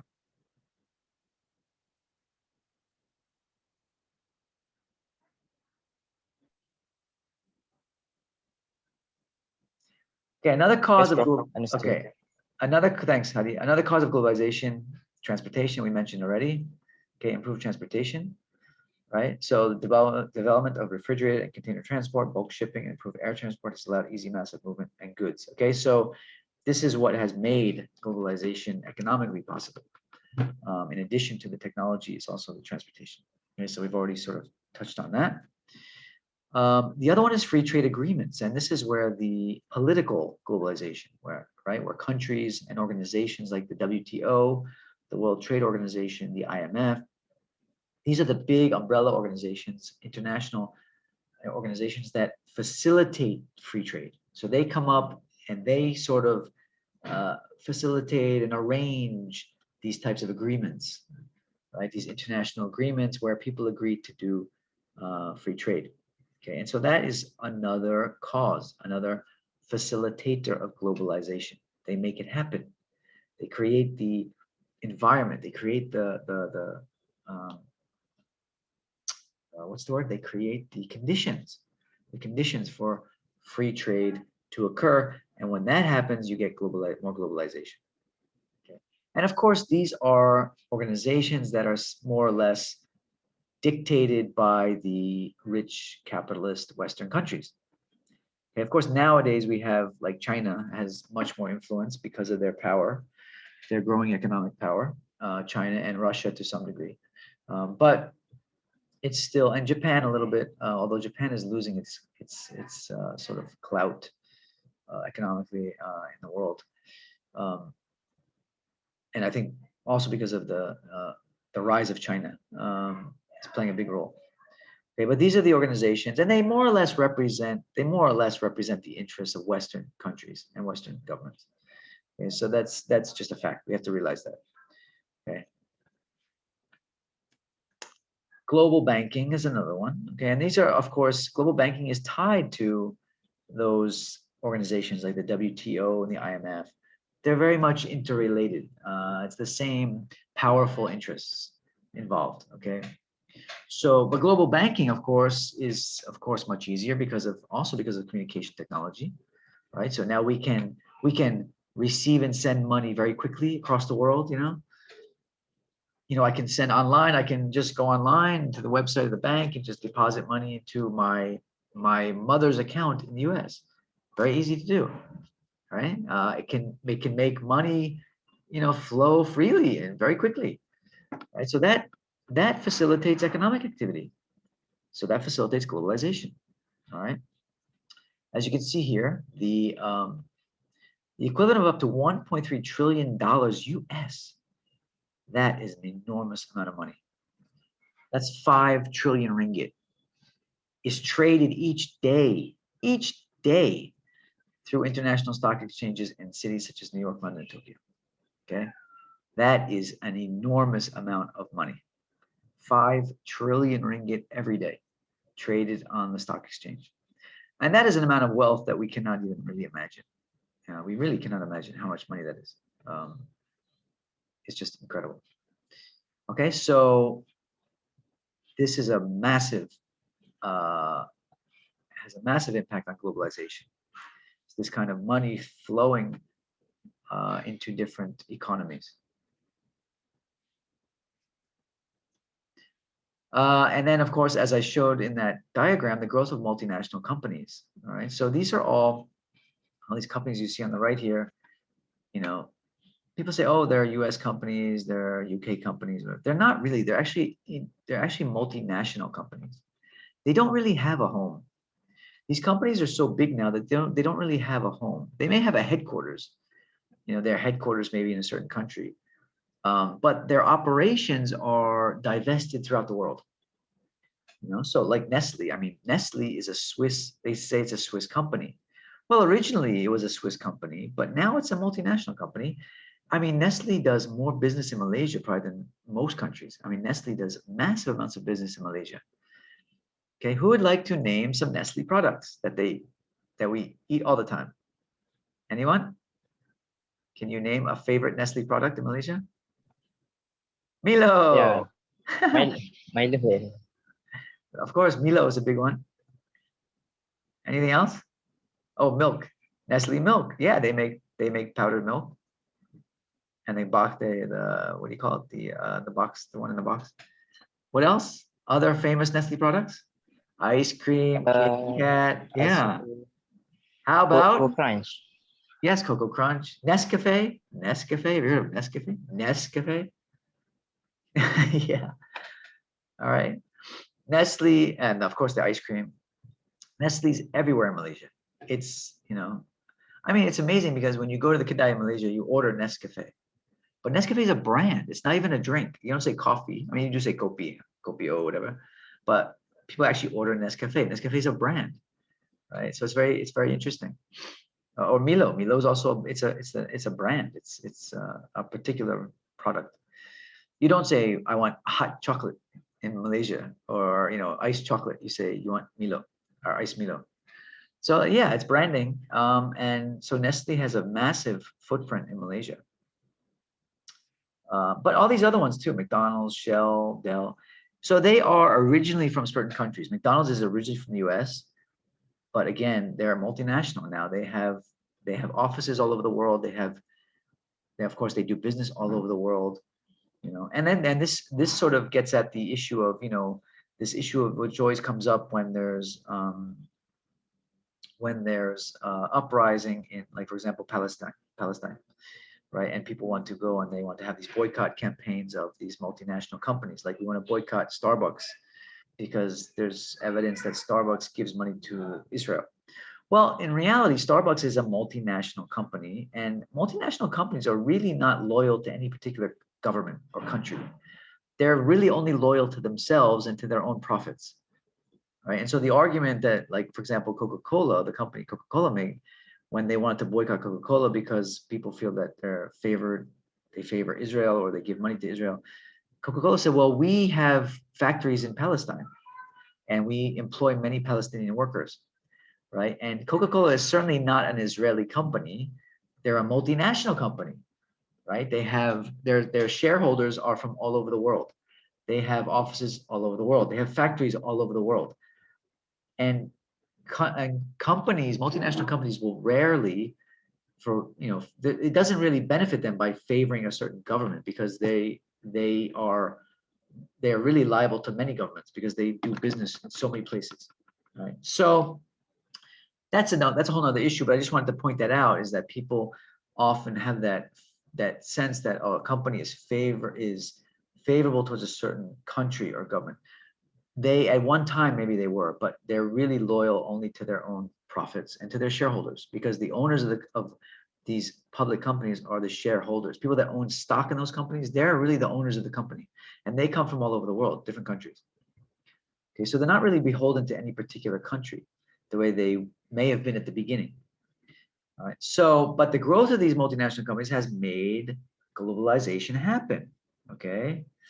So they invest in different countries in terms of factories, in terms of mines. You know, so like you go to Shalam, you see the FNN factory. FNN is Coca-Cola. Okay, so FNN is the parent company of Coca-Cola. And there's a big factory there employing lots of Malaysian workers, right? And lots of Malaysians drink Coca-Cola and all the soft drinks that come out of FNN. So is it not a Malaysian company? We have Coca-Cola Malaysia. There's a headquarters. There's a Malaysian that's running the company. Is it a Malaysian company? Right? Well, it's not. It's a multinational company, but they have a Malaysian branch or a Malaysian outlet or whatever you want to call it. So, but these are the guys, the MNCs, these multinational companies that really have facilitated globalization. Very few small or medium-sized companies are the ones that drive globalization. It's these big multinational companies. Right? Petronas is also one of the patrons of globalization. Malaysian company, okay, Malaysia, Petronas does business in many countries, right? They're very active in African countries, in Asian countries like Kazakhstan, Uzbekistan. They have activities in Sudan, in the Caribbean, all the way near the US where I live, where I'm from. So Petronas is a big multinational company as well. Okay, now that's a little different. It's not a publicly owned company. Petronas is owned by Malaysia, so it's not considered to be a multinational. It's not considered to be a public multinational, right? But it is. So Petronas is also facilitating globalization. Right, it's one of the contributing companies to globalization. Okay, so you have to really understand the role that multinational companies play in globalization. So here's another one. I forgot I had this one. Now, this is the food industry. Okay, the food industry. Now, when I say the food industry, I mean those food companies that make all the packaged products, all the processed food. Okay, all the food that's really not healthy. Okay, all the processed food. So as you can see on the screen here, my chat box is getting in the way. Sorry. So as you can see on the screen, we've got these are the major companies here. You got Kraft, Mondelez. I'm not familiar with Mondelez. That must be a European company. Nestle, P&G, PepsiCo. You know what PepsiCo makes, obviously. Coca-Cola. Okay, so FNN. Where's FNN? I guess FNN is under Coca-Cola. I thought Coca-Cola was under FNN, but I guess FNN is a subsidiary of Coca-Cola. I thought it was the other way around. Johnson & Johnson is a big one. General Mills, Kellogg's. Now, it's interesting is a lot of these are cereal companies, the ones that make the cereals. Okay, so you can see here, these are the major food companies. So Kraft is a big one, right? So all these brands that we see in Malaysia, like Cadbury, right, it's actually owned by this company called Mandalay. Okay, all the soft drinks that you see here, Fanta, Dasani, even make Dasani's a water. They make bottled water, right? Coca-Cola, Sprite, all under Coca-Cola. Coca-Cola also owns all these here. Sorry, no. So you see like the biscuit, the crackers, Oreos, and all that stuff, also owned by this Mandalay International. All right. So what are some of the other Malaysian brands that we always get? Like the cereals you see here, cornflakes, Frosted Flakes. I don't get Frosted Flakes in Malaysia. Where's all the Cocoa Crunch? It's not there. Okay, so you can see. Okay, so, and Pepsi here owns a lot of the drinks. So even in the food industry, a lot of it is very centralized. Okay, Nestle is a huge one. See all the stuff Nestle owns, right? All the Crunch, all that stuff here. Even baby foods, cat foods, animal foods here. Nestle owns all these. All right. These are all the household products like detergents and all that owned by these companies like P&G, Johnson & Johnson, Unilever. All right. like Wall's ice cream, owned by Unilever. Okay, Cornetto, all those things that we love to eat, ice creams. Okay, so you can see here, again, this is another industry, food industry, also very centralized, highly centralized. All right, so when these big corporations want to go into countries, it's very easy because there's so much power behind them, economic power. Okay, so this is really important to understand about globalization. It's the role of the corporations, the multinationals. Okay, so some of the effects of globalization, well, it's changed the food supply. You know, as you can see, the concentration of all that power in those corporations, and of course, the way corporations work is they always want to make sure that their costs are very low, and their profits are high. So that means the way that they work in terms of the food supply changes, right? And so you got corporations that are doing business all over the world, so they can actually transport foods from different places all over the world. So now there's no longer seasons. If you go to your local, now it's not called Tesco, it's called, what is it called? They changed the name. Tesco, I think. What is it called? Tesco Lotus, if I'm not mistaken, right? Tesco Lotus. Or Lotus Tesco, I think. No, it's called, what is it called? Right. I forgot now. Anyway, they were bought over by it's actually a Thai-owned company. But anyway, so yeah, but if you go there, you can get, for example, you can get apples all year long in Malaysia. Malaysia doesn't grow apples. So where do the apples come from?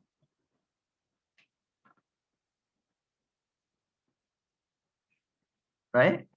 Does Malaysia grow apples? There's lots of fruits I see in Tesco that are not from Malaysia. Okay. What's really funny is Malaysia, in Malaysia, you have like 36 different types of bananas. Okay. My father-in-law is an expert in pisang. So he told me one time there's 30 something different genus of pisang in Malaysia. But if you go to Tesco, I don't know, or one of these big hypermarts, you'll see that they import bananas from all the way from the Caribbean in the near the US. Okay, so the Caribbean, like the islands there in the Caribbean, they also grow bananas. So they actually import those bananas why would they import bananas all the way from the other side of the world to Malaysian stores when in Malaysia we grow 37 types of bananas? Why would they do that? Siapa tahu? Who can tell me?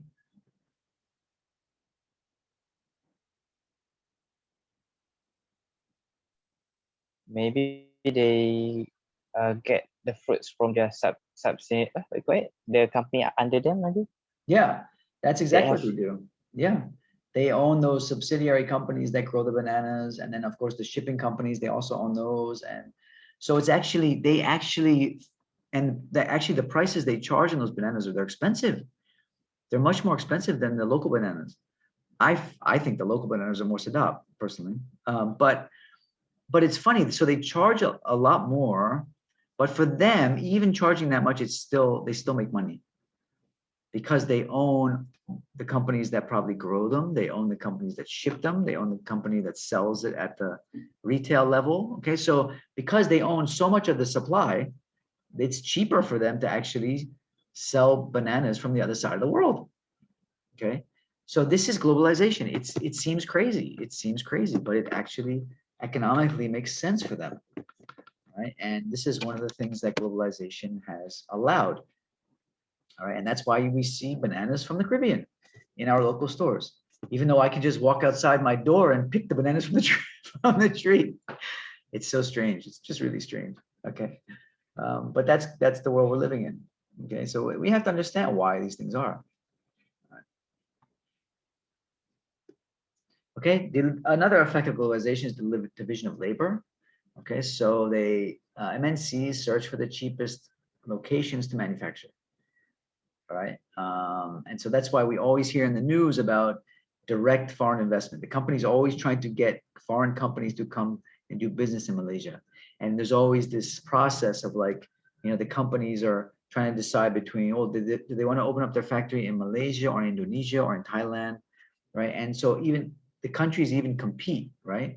So they even compete to see, okay, oh, this computer company wants to open up a factory, but we're competing with Indonesia to get them to open up here. So we're offering them all these tax breaks, and we're offering this, that, and everything. So it's actually a competitive process. Because why do we want these companies so badly? Siapa tahu? Why does the Malaysian government want, for example, Dell computer to open up a new factory here? And why are they willing to compete with other countries to get them to come here? Why is it such a big deal, direct foreign investment? We hear it all the time in the news, right? So recently there was the controversy of the minister, Azman Ali. He was under a lot of scrutiny because, they said the direct foreign investment is down this year and it's going to have an effect on the economy. Why is it such a big deal?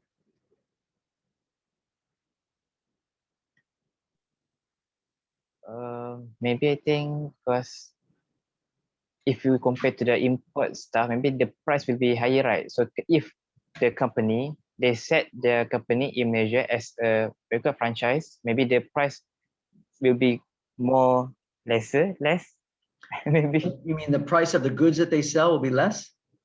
Yes, compared to So the that's thing why that they we import. so that's why we want them to open up here, so that we get cheaper goods. And other than that, maybe the maybe the company itself, maybe they need to maybe need to bayar, maybe give maybe not exchange money, but maybe they, how to say it, provide. You mean the company is going to give the country money? Yeah, basically, yeah. Okay, so they're going to pay to open up a factory here? Yes, Prof. Well, no, I think for my yeah, they're not going to pay. They certainly not going to pay. It's the other way around. The countries, they compete to get the company to open up the factory here. And what that means is the countries are usually the ones that offer tax breaks, for example. That's why a lot of these foreign companies, they don't pay any taxes for at least for a certain number of years. And that's part of the deal to get them to come here. So the Malaysian government will say, okay, if you come and open up your factory here, we'll give you 10 years, no taxes. No taxes. So these big companies that are making millions of ringgit anyway, are going to come here and open up their factory and not have to pay any taxes. Pretty good, huh? Why? Why would we do that? Why do they want them so badly? Yes, Shazrina, thank you. For jobs. We want them for jobs because they're going to offer jobs for the local people. Okay. They want to know that if they do business in Malaysia, it's going to be cheap for them, which is why so many companies usually do business in China, factories especially, because it's the cheapest place to do business. So it's that simple. It's cheaper to do business there. Okay. So they want a place where it's cheap to do business, right? So low taxes and other fees. And of course, there's adequate facilities. There's supplies of infrastructure, basically, right? They have the infrastructure to set up factories and stuff like that. And the local people are educated enough to do the work that they need done. Okay, but ultimately, yes, that's the main reason, is that because they want the jobs.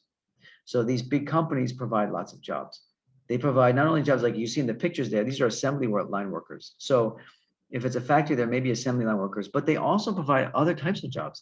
They provide a lot of what we would call white collar jobs as well, like executive managerial level jobs, right? They also provide jobs for like local contractors who have to build the factories, right? And provide the materials to build the factories and to repair the machines and to do all that work, right? So it creates a whole nother economic, a whole nother layer of economic activity in the country.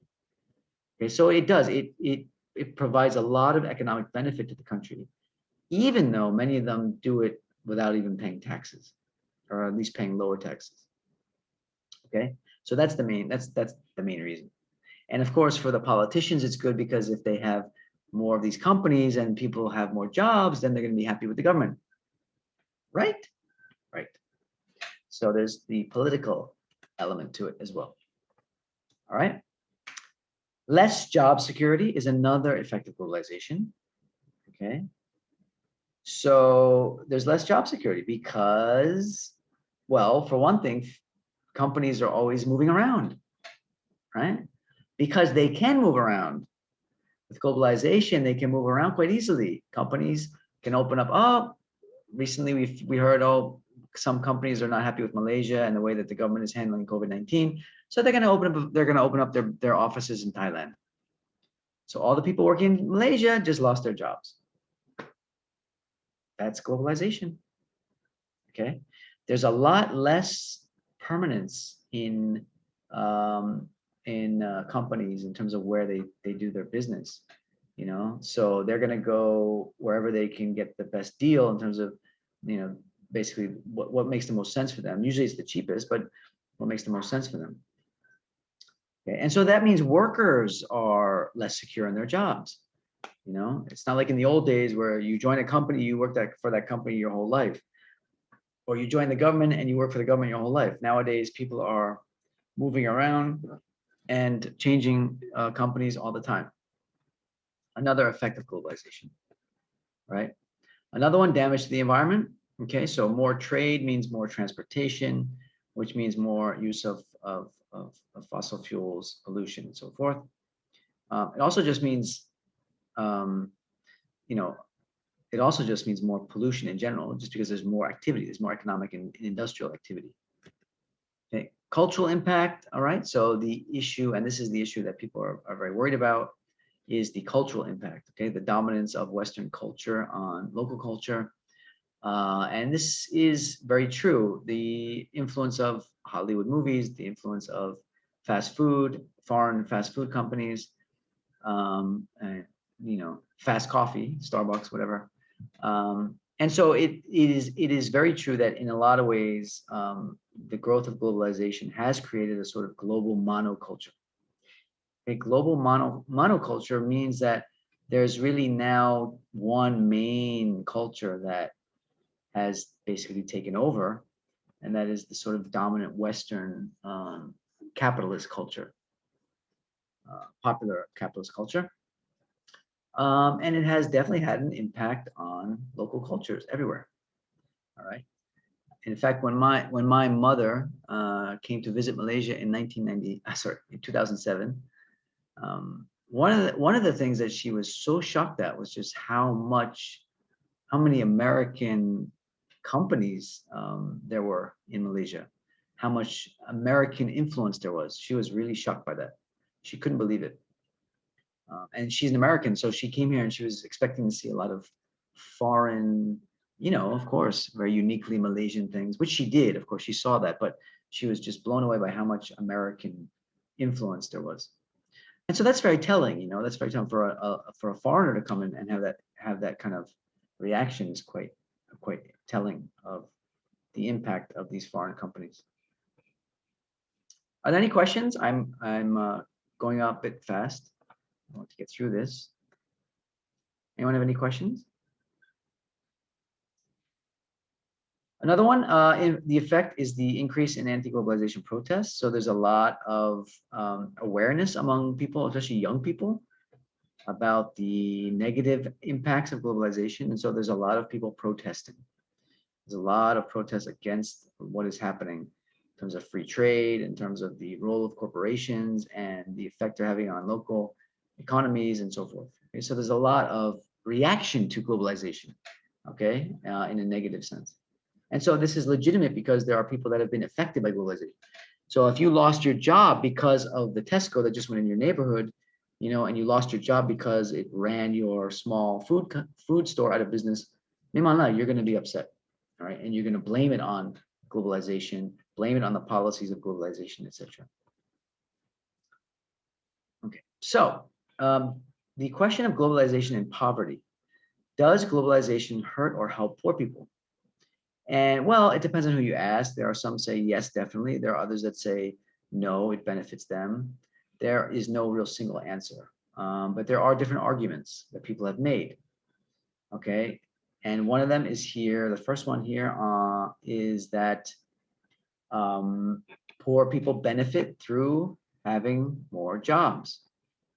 Okay, there's more jobs. As more foreign companies come in, they open up more factories or they open up more offices, and that means more jobs.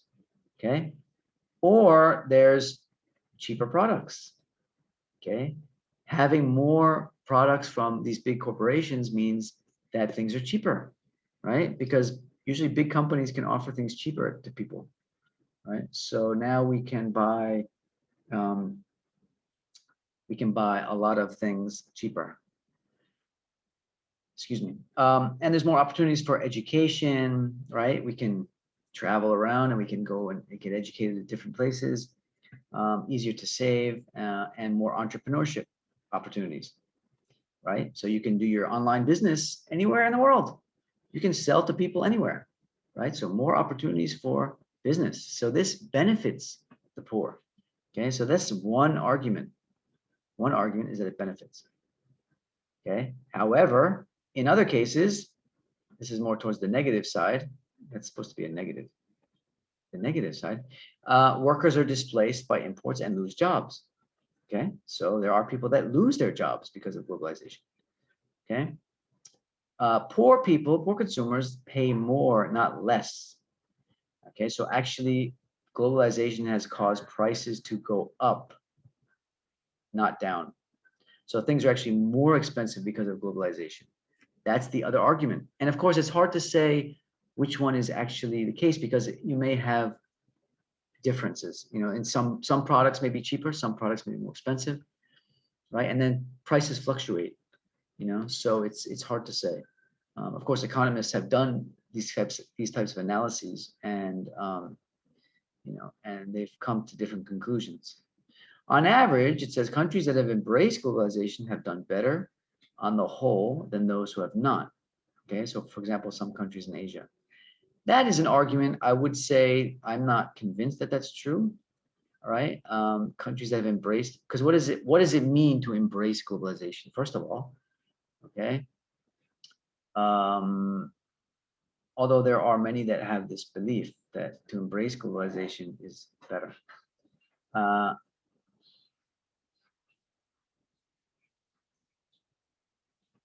In general, globalization alone is never enough to cure poverty. Okay, so globalization is not going to cure poverty. All right, so there are other things that are needed. Okay, so maybe people have argued that globalization has or on the whole has reduced poverty, right, in some places, but in terms of curing poverty or completely ridding a country of poverty, no, globalization will not be able to do that. Okay. So what do you guys think? I'm really curious to know what you think about globalization. Even if it's not, even if it's just your reaction to it, based on your experiences with it here.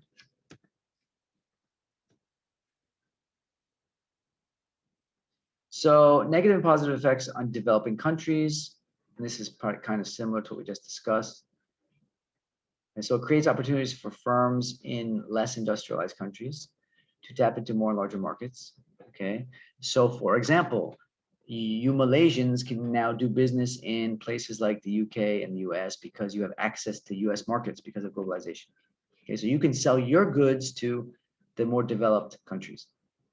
Right? It leads to more access to capital inflows. Okay, so more money coming into the country that can be used for economic activities, more technology, human capital, etc. It allows businesses in less industrialized countries to become part of international production networks and supply chains that are the main countries of trade. Okay, so giving businesses basically in Malaysia better access to these international economic networks and trade networks. Okay, so that means more business for local companies. Okay, that is an argument, again, that is an argument for globalization. I'm not claiming that this is true or false per se. It is true to some degree, but whether it's actually a net benefit, we don't really know. It's still really, it's argued. It's argued, no one really knows for sure. Cultural uniqueness, the negative effects, okay? So these are some of the negative effects. Cultural uniqueness is lost, okay, in favor of this universal monoculture, which is taking over the world, all right? And I think there's a strong argument for that. Competition among developing countries to attract foreign investment leads to a race to the bottom. in which countries dangerously low environmental standards. So this is also definitely true. It has been shown in a lot of places that because countries have to, especially less developed countries have to compete for these big companies to come, they often will lower their environmental standards to attract companies to come. So they'll say, okay, well, if you come here, we will ignore, the requirement to filter your air, for example, because I know it's going to cost you a lot of money. We're not going to bother with that. You can just pollute as much as you want. We'll turn the way. We won't look, we won't watch. Okay, so this has affected the way companies do business in a lot of these countries. And it has led to increases in pollution. Global commerce is increasingly dominated by transnational corporations without regard for the development needs of local populations and countries. Okay, so a lot of these big companies that do business in less industrialized countries, they don't really have any real sense of responsibility to those places. Right. And so, I mean, some do a lot of good things. Some do a lot of corporate social responsibility, CSR work. Others don't, they just don't really feel any responsibility to the countries where they're doing work in. So, they just don't really care. And so this has created a problem in a lot of these countries. Okay. So this is one of the arguments against globalization. Lastly, another product of globalization is the incidence of corruption. And so I took this from a paper, and this paper I've actually posted in Putra Blast. If you'd like more information, if you want to increase your understanding of globalization in Malaysia, I suggest you can read that paper. Okay, it's up on Putra Blast for this week. Here you can see the incidence of corruption. And this is back in 2015. And the percent of firms expected to give gifts to get an import license, expected to give gifts in order to get an import license, okay, based on the industry. Okay, so overall, 39% of firms expect to have to give gifts. I love the way they say that, give gifts. Is that necessarily Raswa? Well, yes, I mean, technically, I think it is. Okay, so for whatever reason, the garment industry is the highest. Garment industry is the highest in terms of, you could say, in terms of giving gifts or raswa in order to get their import license to do business in Malaysia. 10% or more foreign ownership. So for almost half, 50% of these firms are those that are owned by at least 10% foreign ownership. There's a lot of foreign companies that they realize that to get things done in Malaysia, they have to give gifts. Okay, so that's not something that we really want to be, we should be proud of, really. Okay. But you can see based on industry, chemicals and chemical products is the lowest. And that's probably because of Petronas, and who knows why that is, we don't really know. Okay. Manufacturing, 38%. Domestic, 40%. So domestic, 40%, 10% of more foreign ownership is higher. So more foreign companies are involved in this practice of Raswa than the local companies, it seems, according to this. Okay, so this is not a very good thing, but it's important. We should know this, that this is one of the products of globalization, is this need to do business, and to facilitate it, sometimes they resort to things like corruption, and it happens. So this is data from the World Bank. I don't know where they get this data from, to be honest with you. I don't know how they get this data. So I would be very interested to see how they actually collect this data. But it is really interesting to see, I think. Okay, thank you. That is all for our lecture on globalization. Are there any questions?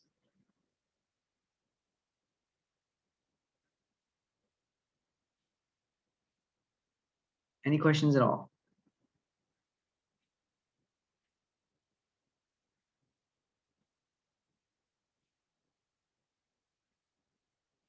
No questions. From me, no, bro.